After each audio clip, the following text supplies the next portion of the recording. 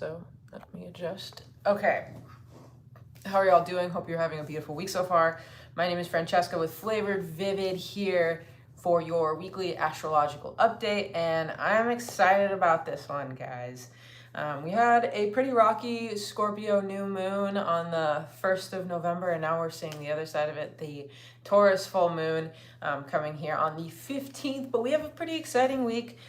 This is going to be from the 12th all the way to the 17th. I know I've been coming a couple days late for you guys, but I think it's kind of interesting. You'll be able to see retroactively which things have impacted you and which have not.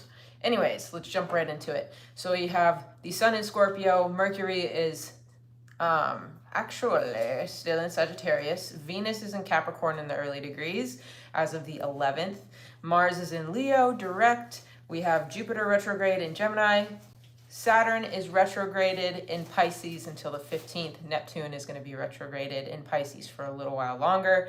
Uranus is retrograded in Taurus. Pluto is in Capricorn, finally finishing out those last degrees. Next week, we'll officially see the end of the Capricorn, the Pluto and Capricorn era. And then we have Lilith in Libra. The North Node and South Node are both in Aries and Libra, respectively. And Chiron is still retrograded in Virgo. You can see my cat is jumping for joy over here, trying to attack the Christmas tree. 'Tis the season. Anyways, so we will jump into the Taurus full moon and the Saturn direct. We do have one aspect I'm going to go into before, and that was on November 12th, which is Mercury in Sagittarius squaring Saturn in Pisces here. And basically, with this, Saturn has dominion over Mercury, meaning your mental landscape is drastically affected. You could struggle with negative thinking, pessimism, fear, worry, or indecision, all this stuff. If you've been noticing this trend, a lot of the times we have a difficult aspect right before a full moon or new moon, kind of as an awareness of what needs to be released or changed. So this is that energy as well. So if you're feeling any stifling energy, indecision, it could have been on the 12th, this Mercury squared Saturn energy. If you steel your mind and practice patience for yourself, you can easily overcome. This is the season of our cats being naughty. Phoenix wants to be the star. Absolutely, he does. This could be, as long as you're practicing patience for yourself, you can overcome any of the mental roadblocks you encounter. With Saturn, you know, it's kind of just stealing your energy and persevering and coming through the other side stronger, you know? So this is one of those tests, the mental tests for all of us out there to see, is our resolve really there? Do we really believe in ourselves? Do we really practice what we preach? Are we really in alignment with good things mentally? You know, so if there's any little indecisions or just, you know, low vibrational energy here, Saturn is here to show that to you, reflect it so that you can change it, you know. Take this transit one step at a time. If you fall into poor thought patterns, recognize it and choose something different. It's as simple as that. I know, easier said than done, especially when you're getting bombarded with those thought patterns, but you do have the power. You can change things, and we're going to have a lot of energy kind of towards the end of the week helping to push us forward into new things. So don't let your thoughts dictate your reality. You can always choose how you view your circumstances. You can choose to either have a pessimistic view of something or you can have an optimistic view here. We do also have Mercury in a very optimistic sign of Sagittarius. So even though Saturn is kind of having dominion here, you do have the blindingly optimistic energy of Sagittarius here. So it might even manifest as a way where you're kind of just having grounding in making your thoughts a little bit more realistic versus on the other extreme of the handle where you, you know, are kind of overselling yourself there. Yes. So I just feel like we're past that energy. I really want to get into Saturn going direct in Pisces and this full moon in Taurus. That's why most of us are here. So let's get into that. So both of these things are on the 15th, both the full moon in Taurus and Saturn going direct in Pisces. Saturn will be going direct before the height of the full moon here. And with Saturn going direct, Saturn finally is getting out of that retrograde journey that began all the way on June 30th. The veil is lifted. The gloom and pessimism that could have shrouded you is finally being shaken off here. This is a good time to start to reflect on what your next moves are, or what your next moves are going to be. Because while we were in this retrograde space, we had a lot of time to reflect on what wasn't going right and have a lot of obstacles and roadblocks kind of come up for us personally that we were, either pushed to overcome or, kind of were forced to basically deal with them, like steal it out, wait it out until the energy shifted and changed. But with this, your patience and perseverance will be rewarded with Saturn going direct. The roadblocks and barricades that you may have felt impossible to overcome will finally start to crumble, and you will finally start to feel like you have a clear path forward and the energy and ability to kind of, chase your dreams again and do the things that you really have set out to do, basically. If it may have felt like you weren't doing things the right way, or that you need to go back to the old way of doing things, but this was an illusion brought forth kind of by that Piscean energy that was impacting Saturn here. Pisces does deal with illusions, delusions, and a lack of grounding. So with Saturn in a Piscean sign, it's like that natural structure and order that Saturn usually has can be a little bit elevated. Like you don't necessarily have it all right at your fingertips. Saturn in Pisces can have difficulty with setting boundaries with others, and while in retrograde, you may have had to consistently set, there it goes. You may have consistently needed to set boundaries, or felt like you always had your boundaries tested. And that is just karmically one of the things that kind of comes up while Saturn is in Pisces here. It's so that you have that strength and resolve to set the boundaries that are necessary for you, for your safety, for your emotional, mental, physical health, and also to set boundaries so that other people know how to appropriately interact with you and how to love you as well. With Saturn moving direct, you could now have the strength to set those necessary boundaries and learn the harder lessons of Saturn in Pisces, which is really great. The beautiful thing about Saturn is even when your back is up against the wall, you are pushed to persevere and see what you're really made out of. We give a lot of flack to Saturn being this really, negative planet, and while it is difficult, it is once again there to push us forward and really, like I said, show us what we're made of, come out transformed. So after Saturn goes direct here, we have the full moon in Taurus on November 15th as well, which is also dubbed the Beaver Moon. What makes this special is the moon will be in conjunction with Uranus during this full moon. So this is aiding in shaking off stagnant energies, destroying the fixed nature of Taurus, releasing fears of the unknown and insecurities pertaining to self-worth as well. Oh my gosh, these dogs are so active. This is about getting out of your comfort zone and experiencing the growth and change that is being offered to you. For those that have done the work and surrendered to their feminine and intuitive side, this full moon can feel like a breath of fresh air to a lot of us. So Taurus, of course, is a fixed sign, the fixed sign of the zodiac here. And it can be really hard to move out of some of those really deep foundational energies. I just had a client earlier today who was doing my chakra alignment coaching class, and we were focusing on root chakra, which I feel like is very, very appropriate for this Taurus full moon. It's stripping away those foundations. The same thing with root chakra, how I always explain to my clients, is clearing out the deepest, densest belief systems that were instilled from us, from society, from our family, from social media, television, all of these, external sources that are bombarding us and telling us what's right, what's wrong, what needs to be done, what doesn't need to be done. It's really stripping all those values away to create this radical change when you have Uranus in a conjunction with the moon here, and it's following that intuition, it's following that deep soul calling and need for change and community and authenticity here. So this full moon is a very beautiful one. It's one of my preferred full moons that we've had in at least the last 6 months, honestly. So, and it's not every day that you have Uranus conjuncting the moon during a full moon. So that's pretty awesome as well here. And for those of you that don't know what a conjunction is, it's basically when the moon and a conjunction of any sort, but with these particular planets, it being the moon and Uranus, they're basically stacked on top of each other. And so these energies kind of meld into a new energy. They meld together either in a harmonious way or sometimes in a clashing way. But for this, I feel like it's in a more harmonious way, even though you have that fixed energy of Taurus kind of fighting against it. So you may find yourself on either side of this transit.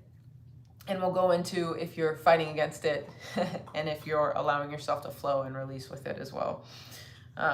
For those that have been fighting this surrender, you may be going down, kicking and screaming.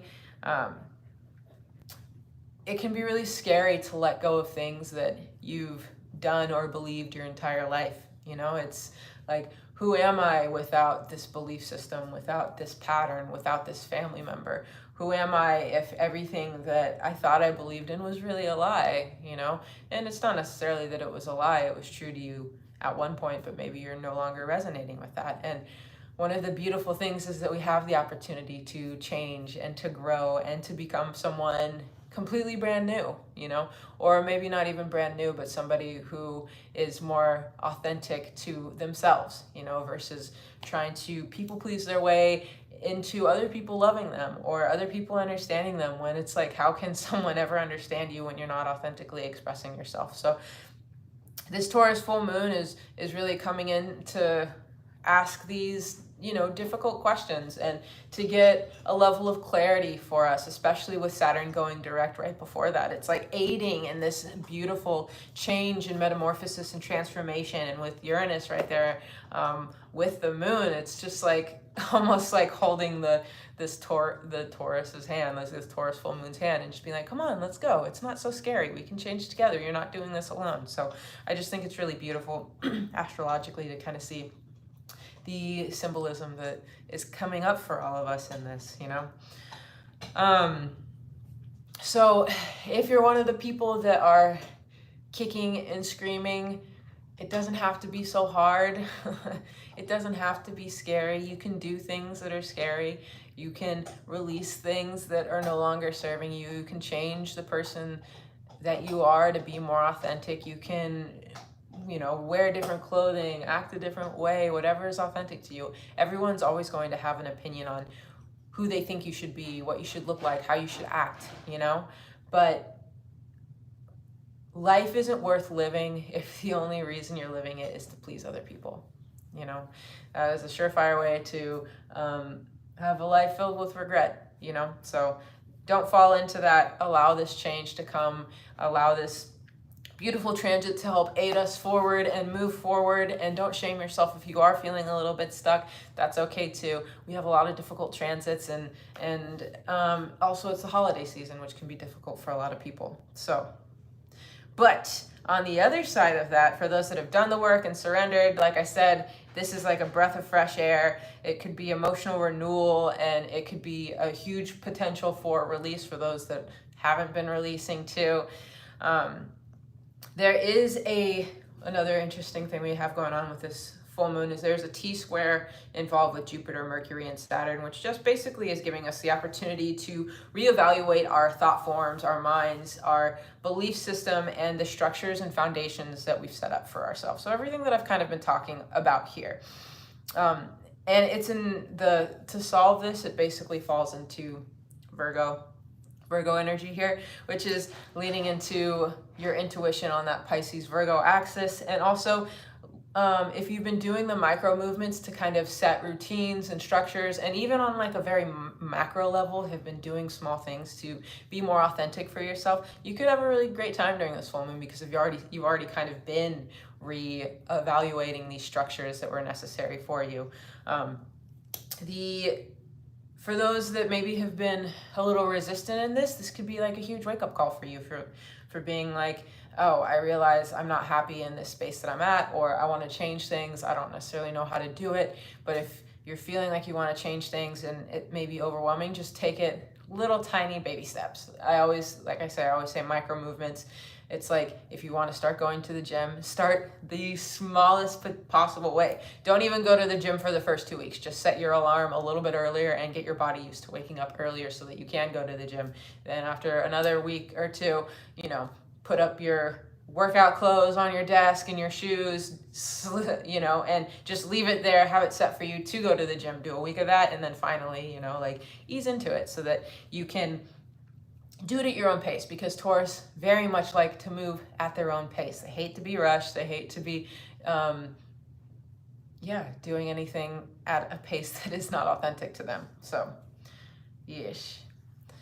Lean into your intuitive downloads and allow yourself to bring some structure, routine, and discipline where you are starting to see you need it, basically. Freedom and authenticity are key factors during this full moon, as Uranus is involved here. Those that have done the micro movements, like I said, to restructure your life, you could feel joyful and hopeful for the future that this full moon is bringing, and just happy for the next things that are coming into you, especially with Saturn going direct. It's like the shackles kind of being lifted off of your shoulders and feeling like you finally have this forward momentum after hitting a wall, So that could feel very alleviating and good to a lot of people. Look at this full moon as an opportunity, not as a form of frustration. If you're approaching all aspects of your life, even the small things, with authenticity and care, you're on the right track and should feel this energy in a lighter way. For those that have already done the work, this is a great day to treat yourself, do something fun, and indulge in the five senses, as Taurus does rule over the five senses. Make heart-centered choices. Logic is great, but it won't solve all of your problems. Allow duality to exist within you and within your world as well. Star, what are you doing? Come here. She's trying to destroy things. I can see it. So that will be the full moon in Taurus. Next, we have two transits after the full moon, and these ones are really beautiful and helping to shake things up as well. The symbolism here is just so great. Both of these are on the 17th. The first being the Sun in Scorpio will be in opposition to Uranus in Taurus. So the Sun will be on the opposite side of the sky as Uranus will be. So they'll be straight line against each other in opposition. When the Sun is opposing Uranus, Uranus is calling to shake up our preconceived perceptions about ourselves. So the same energy of the full moon, a couple days later, we're getting hit with it again. It's still within the orb of that full moon. So the full moon energy is still kind of making headway here. And then we have this beautiful opposition, which can sometimes cause a little bit of frustration and things. But with the full moon on the back end here, I think it's overwhelmingly positive, honestly. You might find the need to mix things up, change your normal patterns and routines, and desire something different here. This is a good time for exploration, excitement, and having the ability to adapt. Adaptability is very important, both for the full moon and for this transit, to make it as easy as possible. Go with the flow, that feminine energy, knowing when to give and to take. It's that duality here, that pull. Sometimes this transit can bring anxiety and fears of change, very similarly to the full moon. If you're feeling stagnant or stuck, allow yourself to move through these energies and embrace change. That is always the key when dealing with Uranus. Break free from the ego and allow yourself to shift. Someone may quickly enter and exit your life around this time, shaking things up and helping to get you out of your normal routine as well. If you find yourself stubborn or fixed around this time, you also may find yourself in arguments with people that you care about, because it's like maybe someone's trying to help initiate that change and you would be a little stuck, or vice versa. Maybe someone else is really stuck in their ways and there's not that patience there to deal with somebody in the opposite side of that.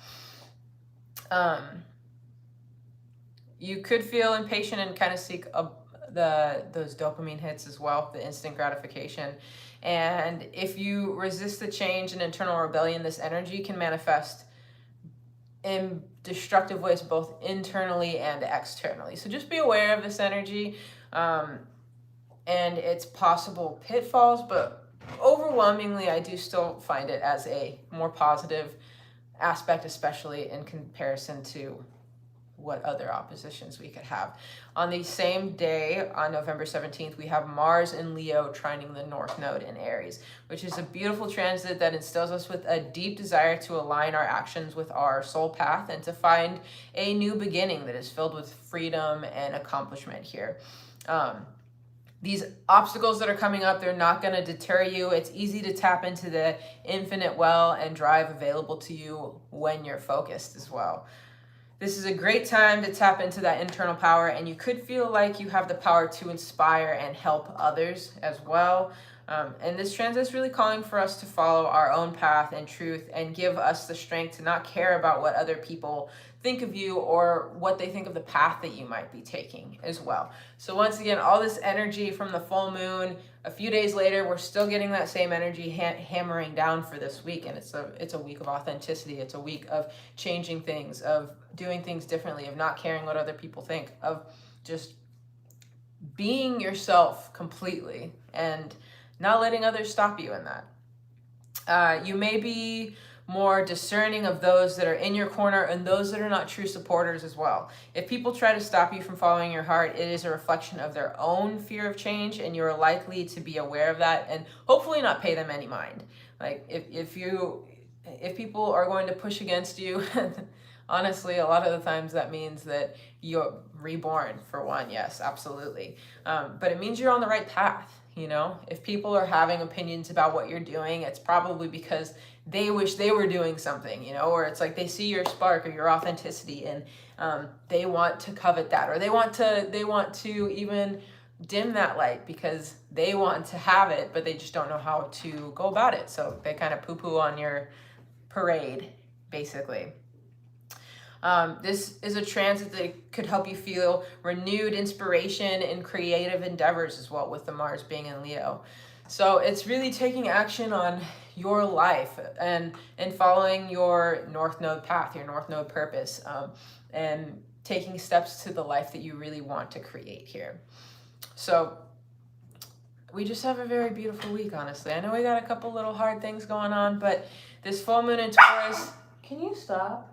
This full moon in Taurus, right on the back end of Saturn transiting or going direct in Pisces, is just a really great blessing for us this week. And I know a lot of us have kind of been going through it. I've seen it in the comments. I've seen it via emails and everything else. So let's just all gracefully allow this change to help us and move us forward and to enter a new chapter collectively together where we're just better versions of ourselves. That's really what this week is about. So thank you all. I know this was a little bit of a shorter one, but we didn't have too many transits and the energy was just so succinct, I feel like. The sparks of change, absolutely. And it can be painful, yes. Actually, thank you for saying that, Gringa, because that kind of brings me back real quick before I head out to the root chakra stuff as well, where the number one reason why people are ungrounded is because they're trying to escape their body out of fear of pain, you know, and our reality is one that deals in duality. It's pleasure and pain, you know, good and bad. It's a whole spectrum of emotions and feelings. And in order to really manifest anything in this life and to be authentically who you are, you need to be grounded and connected to the earth, you know, and there's a huge reflection too, societally, to see externally that there's a problem with grounding, because if there wasn't, then, you know, people at the top would also be treating people at the bottom equally. But there's a division between those two things in the same way that internally, just as an individual, there's a division when someone isn't grounded and connected to the earth. So just more food for thought. Touching the trees isn't enough. Sometimes it's not. Definitely taking your shoes off, connecting with nature, connecting with your five senses is very important for connecting to your root chakra, but it's also getting in touch with those parts of yourself that you've ignored for a very long time. It's getting in touch with all aspects of yourself, including the parts of you that have experienced pain. And a lot of us try to avoid the pain because it hurts. but it's necessary in order for us to reintegrate those parts back into ourselves so that we can move forward as a more multifaceted, authentic version of ourselves. Otherwise, you will continuously be perpetuating old wounding patterns within your root chakra. But those of you that are interested, I'd be happy to do chakra alignment coaching with you. It's on the FlavoredVivid website in case you are interested. Or also, I do offer, of course, astrology reading, birth chart readings, and my wife and I are also offering a 6-month transit and tarot combination reading right now, which is really great, especially at the beginning of the new year. So you can also book that if y'all are interested. Anyways, thank you very much. Much love. Thank you for those that joined me today, and I hope you have a beautiful Taurus full moon and a beautiful transformation this week. I will see you all later.